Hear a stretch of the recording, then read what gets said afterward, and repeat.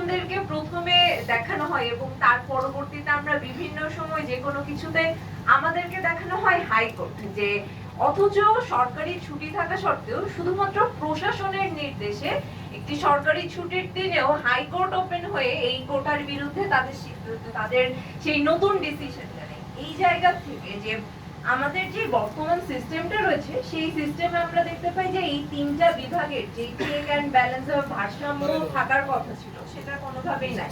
Mobile কোর্টের নামে যখন জেলা প্রশাসকদেরকে সরাসরি বিচার কার্যে অংশগ্রহণ করার সুযোগ দিয়ে দেওয়া হয়, তখন আমরা দেখি কিভাবে বিচার কার্যগুলো বিভিন্ন জেলাতে ব্যাহত হচ্ছে। এবং এই যে আমাদের মধ্যে একজন প্যানেলিস্টই উল্লেখ করেছিলেন যে আমরা আসলে নতুন বাংলাদেশে কিভাবে আগাবো তার জন্য হাতড়াচ্ছি। তো আমার এখানে মনে হয় যে বিচার বিভাগের স্বাধীনতা না থাকাটা এখানে একটা গুরুত্বপূর্ণ বিষয়। এই কারণে আমাদের মনে হয় যে 5 তারিখের পরে আমরা একটা মব দেখি বিচারপতিদের উপর ক্ষোভ থেকে। এই মবটা কেন হয়েছিল? কারণ সেই বিচার বিভাগের প্রতি সাধারণ মানুষদের, তরুণদের কোনো আস্থা নেই। সেই জায়গা থেকে আমরা তরুণরা দাবি করছি যেন ভবিষ্যতে এই সাধারণ মানুষের আস্থাটা ফিরে আসে বিচার বিভাগের প্রতি।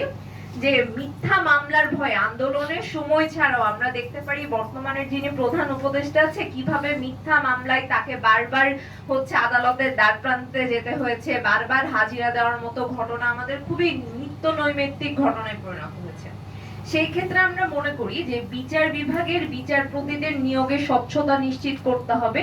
এই ধরনের মিথ্যা মামলা, হয়রানিমূলক মামলা যাতে না হয়, এবং আন্দোলন পরবর্তী সময়েও বিভিন্ন ধরনের মামলা দেওয়া হচ্ছে যে ছোটখাটো বিভিন্নভাবে মানুষকে জেলে ঢুকানো হচ্ছে, মানুষরাও শাস্তি পেতে পারে। এই ধরনের ঘটনার যাতে পুনরাবৃত্তি না হয় সেই সমস্ত ব্যাপার নিশ্চিত করে রাষ্ট্রের যে 3 বিভাগ, সেই 3 বিভাগের ভারসাম্য প্রতিষ্ঠায় স্বাধীন বিচার বিভাগের একটা প্রতিষ্ঠার জন্য সাংবিধানিক রূপরেখা দিতে হবে, এবং সেটা যাতে শুধু সংবিধানেই না, স্বাধীন বিচার বিভাগ সেটা যেন আসলে বাস্তবেও থাকে। এটাই। ধন্যবাদ। মনে হয় আমরা একটু প্যানেলের কাছে আসার সময় হয়েছে। আপনাদের মধ্যে একান্তই বাদ পড়ে যাচ্ছে এমন কোন একটা দুটো যদি জিনিস থাকে কুইকলি আমি বলবো। আমি আপনার কাছে আসছি, আপনি ছোট্ট করে যদি। আসসালামু আলাইকুম, আমি জাহেদ হাসান, আমি শ্রীমঙ্গলের চা বাগানের শ্রমিকের সন্তান। আমি যে বিষয়টা বলতে চাই যে আমাদের তো একটা মজুরি প্রদান করা হয় চা শ্রমিকদের, তো আমাদের একটা গেজেট করা আছে। তো এই গেজেটের আওতায় দেখা যায় যে বাংলাদেশে একটা ডিমের দাম 10 টাকা থেকে 15 টাকা হয়, আর একটা চা শ্রমিকের বেতন বাড়ে 8 টাকা 50 পয়সা। তো এটা কোনোভাবে আমাদের নিত্য জীবনযাপনের জন্য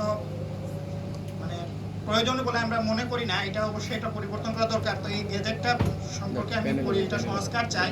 পাশাপাশি মালিক কর্তৃক আমাদের কিছু সুবিধা প্রদান করা হয় যেটা তারা বলে